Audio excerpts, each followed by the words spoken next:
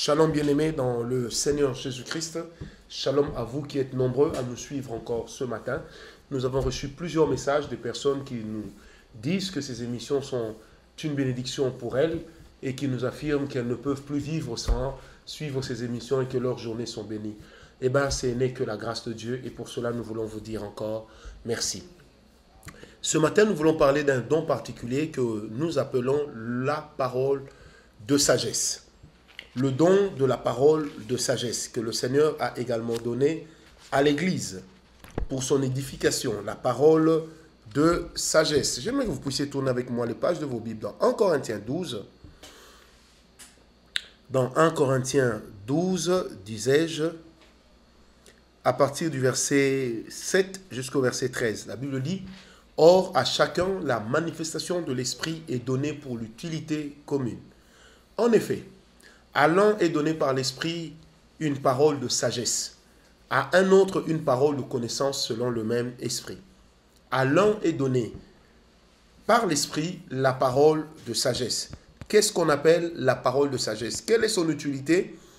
Et comment est-ce qu'en tant que chrétiens, nous pourrons l'utiliser? Vous savez, nous avons voulu donner ces émissions d'une manière très simple, sans considérer des termes grecs, hébreux, parce que j'estime que ce n'est pas ça le plus important.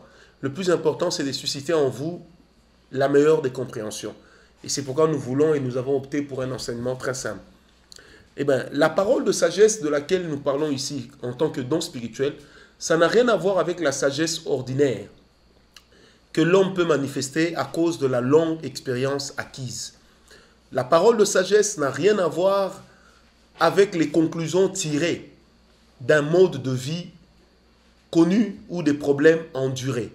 La parole de sagesse ici, c'est une manifestation du Saint-Esprit au travers de laquelle il donne à l'homme une parole qui libère une sagesse particulière dans une situation particulière. C'est pourquoi la parole de sagesse et un deuxième don que nous allons voir prochainement sont appelés des dons de crise. Ça veut dire que ce sont des dons qui révèlent une réponse particulière lorsque la crise s'est installée et qu'on ne sait pas quoi faire. Vous voyez par exemple lorsqu'on a dit on est venu se plaindre chez Salomon par ces deux femmes lui disant, l'une qui dit voilà on a mangé mon enfant, on devait manger son enfant, elle refuse. Et puis l'autre qui dit c'est faux.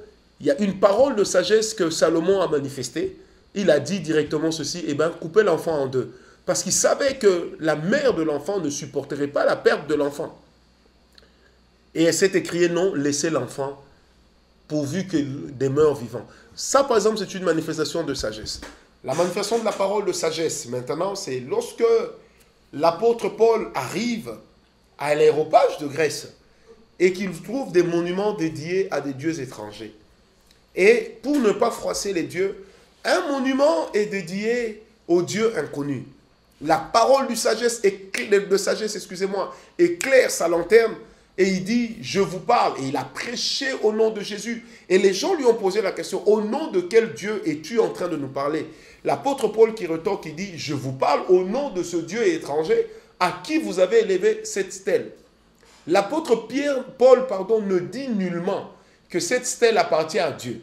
Mais il utilise cette circonstance pour que cela puisse être une porte d'entrée, une voie d'accès qui devait lui permettre de pouvoir s'émouvoir littérairement pour que son speech puisse passer. Et là, il a connu également des gens qui se sont convertis parce que la Grèce, à l'époque, c'était la nation la plus intellectuelle, c'était le berceau de la philosophie. Donc, c'est des gens qui aimaient étudier. La parole de sagesse a ouvert une brèche là où personne ne pouvait la trouver. Et là, ce n'est pas une sagesse parce que la sagesse aurait voulu expliquer la stèle, expliquer le but de cet autel. Mais la parole de sagesse trouve une opportunité, elle entre par cette opportunité, elle libère une parole. Alors, c'est aussi la capacité d'exposer des vérités chrétiennes. Je répète, la parole de sagesse, c'est aussi la capacité d'expliquer des vérités, d'exposer des vérités chrétiennes. Celles qui ont trait à la divinité de Dieu en nous. Parce que la parole de sagesse n'est pas une sagesse scientifique.